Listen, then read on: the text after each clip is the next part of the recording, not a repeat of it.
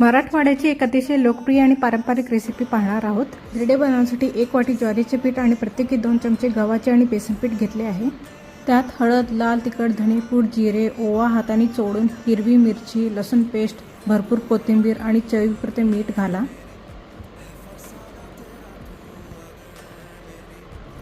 थोडे थोडे पाणी घालत गुठळ्या होणार नाहीत अशा पद्धतीने पातळ पीठ भिजवून घ्या।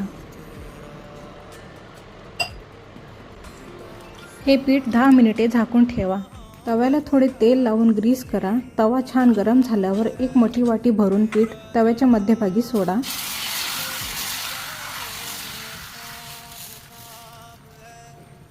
वरून थोडे तेल सोडा। आता हे धिरडे मध्यम आचेवर 2 मिनिटे भाजू द्या। दुसऱ्या बाजूनेही 2 मिनिटे शेकून घ्या। हे धिरडे मराठवाडा स्टाईल आमरस सोबत सर्व करा। Thanks for watching.